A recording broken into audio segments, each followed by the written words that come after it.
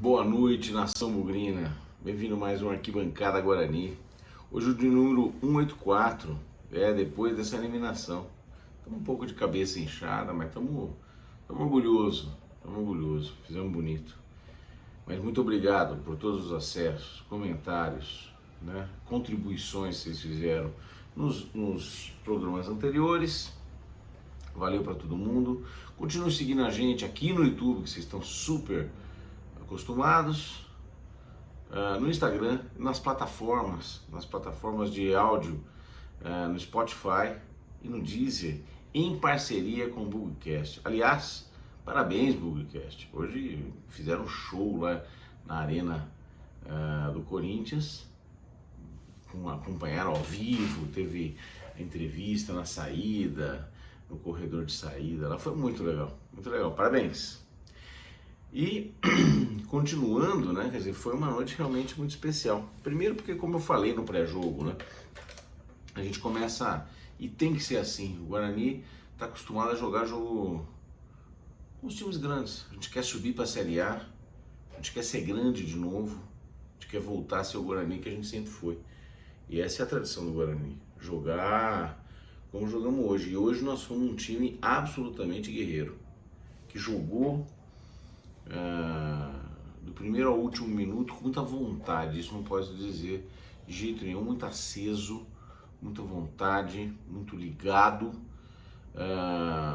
lutando 100% do tempo. E nós, por muito pouco, não conseguimos mais do que o empate, por muito pouco. Sim, nosso time, tecnicamente falando, claramente é pior, né, do que o time do Corinthians.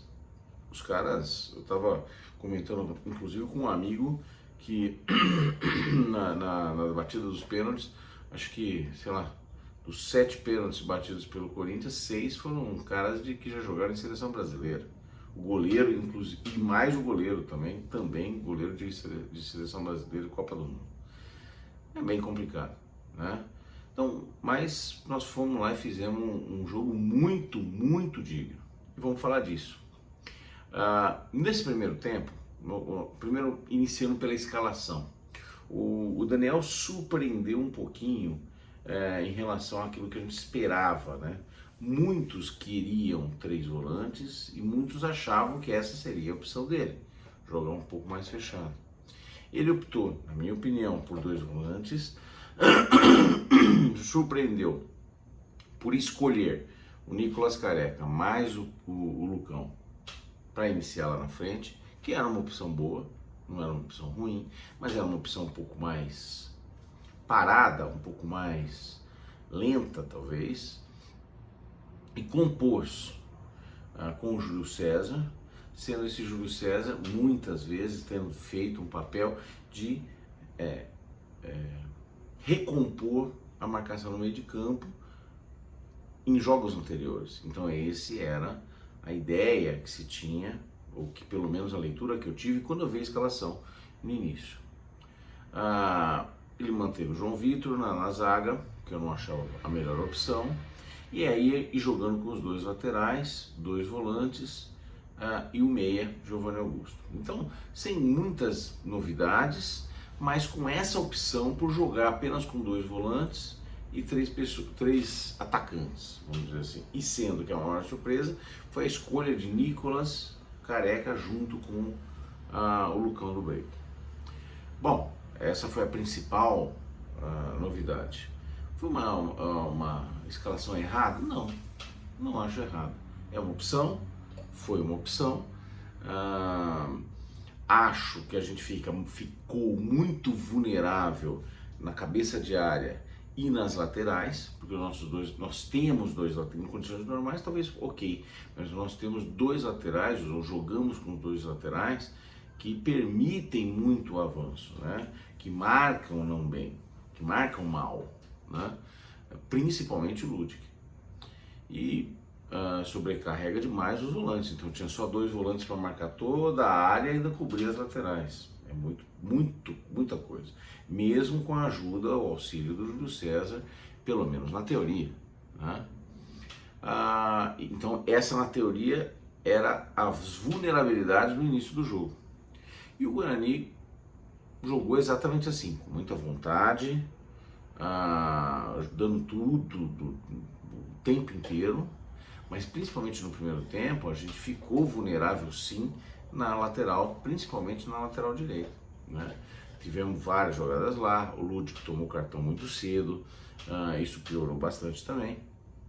E ainda no primeiro tempo, aos 29, o Daniel consertou isso, ou tentou consertar isso, tirando o Ludwig aos 29, se eu não me engano, e colocando o Rodrigo Andrade, que viria a ser esse terceiro volante, mas ele teve que tirar um volante, no caso o Matos, e colocar fixo na direita, para conseguir reforçar a marcação. Então não muda muito o esquema, muda que nós perdemos um lateral e passamos a ter um cara marcando na lateral direita, né, que era o Madison, e aliás o Madison jogou muito bem, eu gostei muito da partida do Madison, né?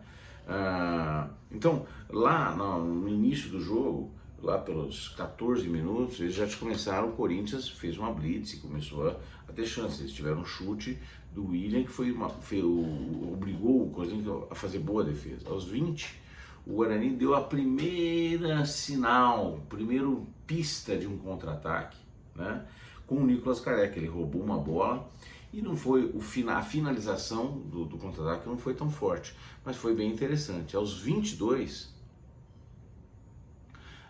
o Corinthians teve um contra-ataque pela o que eu chamei aqui de Avenida Ludwig, e aos 27 eles tiveram um gol anulado, né? Um gol anulado porque estava impedido, se eu não me engano, do William. Aos 29, o Madison acertou um chutaço de fora da área e a bola explodiu no travessão por muito pouco no entrando. Estava 0-0, aos 29 nós metemos uma bola no travessão. Aos 43 foi o gol do Gil. Depois de 3 jogadas, né, já tinham acontecido 2 jogadas aéreas onde o Gil cabeceou livre.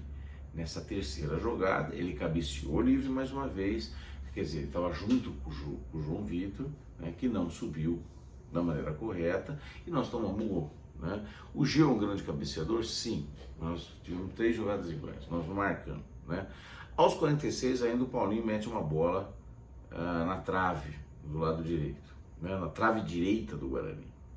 E aí o Guarani foi, já tendo feito a primeira substituição, tomando de 1-0, fomos para o intervalo.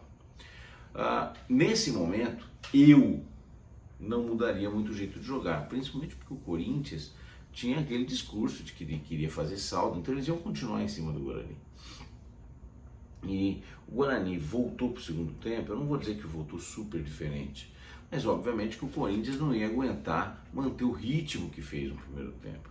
E o Guarani voltou com uma postura um pouco diferente, tentando armar alguma coisa mais para ataque. O Nicolas Careca correu demais, marcou o Fagner o tempo inteiro na lateral, lá do lado esquerdo nosso, lateral direito do Corinthians, marcou muito o Fagner o tempo inteiro. Fez uma partida absurda em termos de vontade de correr e quanto correu. E numa jogada aos 8 minutos, ele fez uma muito boa jogada na frente da área, matou no peito, virou, chutou. Defesa do Cássio, escanteio, a bola gerada no escanteio, batida pelo o Giovanni Augusto aos 9 minutos. O João Vitor, mesmo que tinha, entre aspas, não marcado o Gil no primeiro tempo, cabeceia muito bem em cima do Gil, quase no mesmo lugar que o Gil tinha marcado o gol. Então parecia um replay invertido, né? E a gente empata então aos 9 minutos do segundo tempo. Aos 15, o Lucão chutou uma boa bola para a defesa do Cássio, né? E basicamente no segundo tempo o Guarani conseguiu controlar o jogo, não teve nenhuma grande defesa ou grande perigo que o Kozinski tenha que ter feito. E desse jeito, controlando o jogo, nós levamos isso até o fim do jogo, levamos para o empate, levamos para os pênaltis, né? Nos pênaltis, pouco a comentar, né? 7 pênaltis para o Corinthians, 6 para o Guarani, nós erramos o 7º, o Madison errou, chutou no meio, não pegou tão forte, talvez ele tentou dar uma porrada no meio, mas não pegou bem na bola, e o Cássio acabou defendendo, mas caímos de pé, né? Caímos absolutamente de pé.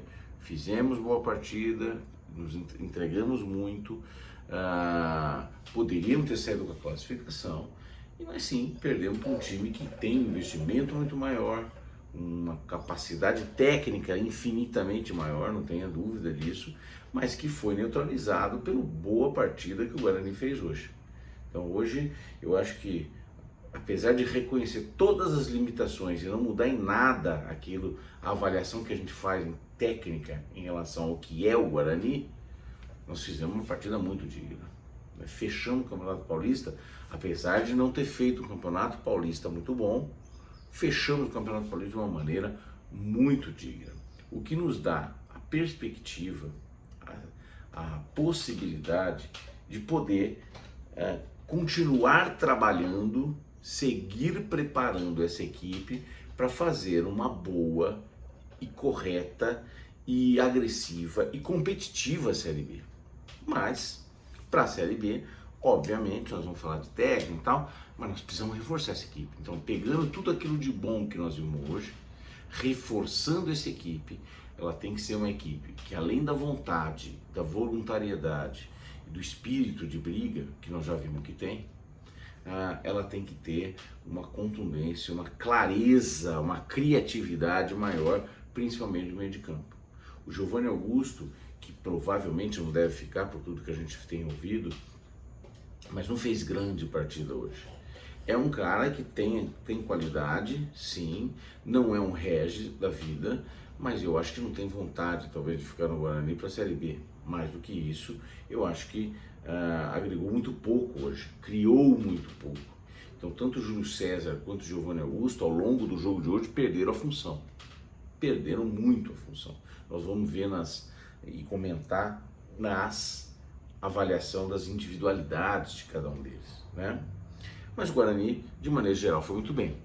Nós vamos precisar de um lateral direito, eu não tenho dúvida. Acabei de ver que o nosso goleiro, terceiro goleiro, talvez segundo goleiro, Gabriel Mesquita, foi negociado com o Cruzeiro. Portanto, nós temos só o Kozlinski, o Rafael Martins é o goleiro de Arthur Gaza já tinha saído, então nós temos o Kozlinski, Rafael Martins como reserva e os meninos da base. Eu acho pouco. Então talvez nós tenhamos que trazer um goleiro. Lateral direito, com certeza. Nós precisamos de um zagueiro que parece, né, que é o Castan. Ouvi dizer que já está treinando, né? Se for o Castan, acho que é um cara que tem que vir para a gente poder tentar ajustar a bola parada, a bola aérea.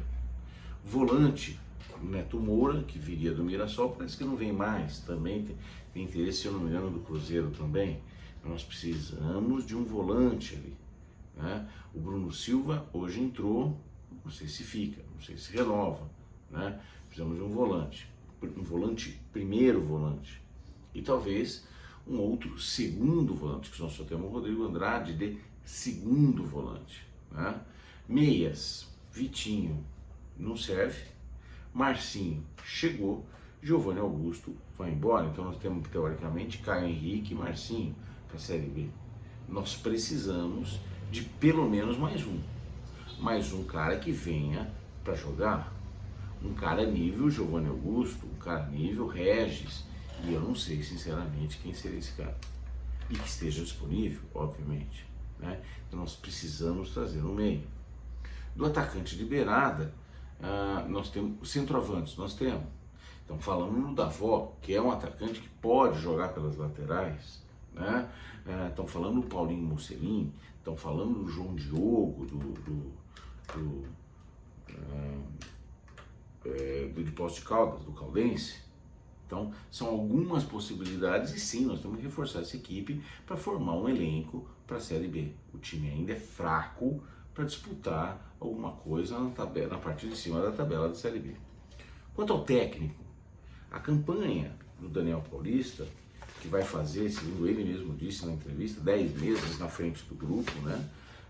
É uma campanha de mediana, mesmo considerando tudo, né? Então, na temporada, esse ano, ele fez 15 jogos, fez 19 pontos, 5 vitórias dos 15, um terço, 4 empates e 6 derrotas. O saldo de -4, aproveitamento de 42,2%. É de mediano para ruim. No período Daniel, ele já fez 53 partidas pelo Guarani. 53. 79 pontos. Das 53 partidas, 21 vitórias. Né? 21 vitórias. 16 empates e 16 derrotas. Então ele não perdeu 37. Das 53, 37 ele não perdeu. Marcou 70 gols em 53 jogos. Isso dá uma média de 1,3. Aproveitamento 49,7. Também é pouco. Nós estamos falando de um ano.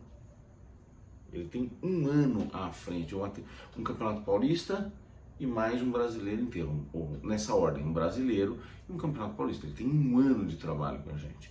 Nesse um ano, ele fez 53 partidas. E nessas 53 partidas, ele ganhou metade dos pontos. Metade do aproveitamento. No Paulista 22 foi muito ruim. 13 jogos, 15 pontos, 4 vitórias, 3 empates e 6 derrotas. Foi exatamente a mesma campanha do ano passado. É verdade, eu acho que hoje o saldo, eu até estava conversando com os meninos, o saldo no fim do Campeonato Paulista é um pouco melhor do que a sensação que tínhamos há um ano atrás, quando acabou contra o Mirassol. Nós perdemos nos pênaltis pro Mirassol, ou seja, igualzinho perdemos pro Corinthians, mas a sensação é de que a gente podia chegar a algo mais. Por outro lado, eu acho que a sensação era que o time, em alguns setores, como as meias, era um pouco melhor do que esse ano. Nós temos um goleiro melhor, nós temos centroavante, coisa que não tínhamos, nem goleiro nem centroavante ano passado. Mas a gente tinha meia e esse ano nós não temos. Então, eu acho muito parecido com o que tínhamos, muito parecido em termos de performance, e nós temos um técnico com um ano de casa, diferente do ano. Então, nós temos um alicerce maior esse ano. Mantém o Daniel Paulista ou não? Eu acho que o Daniel Paulista tem possibilidade de, com peças melhores, fazer alguma coisa um pouco melhor do que o ano passado. É suficiente para subir? Eu não sei. Eu torço para que ele possa ficar mais 38 rodadas. Isso seria o ideal para nós, para que a gente possa chegar até o final do campeonato com o Daniel Paulista. Mas se por um acaso isso não acontecer e nós tivermos que trocar de técnico no meio do campeonato, isso seria muito ruim. Muito ruim para a gente fazer um campeonato sólido tentando subir. Eu acho muito difícil a gente trocar o técnico agora. Eu acho que, mais ainda, a diretoria não vai trocar o Michel Alves e não vai trocar o Daniel Paulista. Ponto. Aí, a minha opinião, deveria trocar? Tenho dúvidas. Já estive mais certo. No meio do ano passado, nós empatamos com o CRB lá fora de casa, eu diria para você, era hora de trocar. Em alguns momentos, no meio do Paulista, quando a gente teve a oportunidade de trocar, eu acho que eu estava mais certo sobre isso. Hoje, eu acho que faz muito pouca diferença. E, para ser muito sincero, no dia de hoje, apesar de o Daniel ainda cometer alguns erros em termos de escalação e algumas opções, ele não foi mal. Ele teve uma boa leitura, ele não foi mal. Ele só não pode tapar o sol com a peneira em relação ao que ele faz, ultravalorizar os acertos e muito conscientemente consertar a defesa. Hoje nós sabemos, nós temos um problema conhecido, crônico, todo mundo sabe, Deus e o mundo fala, que são as jogadas aéreas. Nós precisamos acertar isso. Espero que com a chegada do Castan a gente possa dar um jeito nesse assunto. Tá certo? Bem, é isso, gente. Estamos tristes pela derrota, pela desclassificação, mas estamos orgulhosos pelo papel que o Guarani fez na noite de hoje. Acho que temos boas perspectivas, vamos ficar atentos para essa pequena intertemporada até o início da Série B. Espero ver vocês nesse período aí de mais ou menos 15 dias, nós vamos estar falando e vamos falar também da formação dessa equipe, vamos estar muito atento, muito próximo de quem está chegando, quem está saindo, do que time que nós vamos conseguir formar para o início da Série B. E precisamos muito seriamente formar esse time, tá bom? Grande abraço para vocês, uma boa noite, bom descanso. Hoje e sempre, nosso Guarani. Grande abraço, tchau.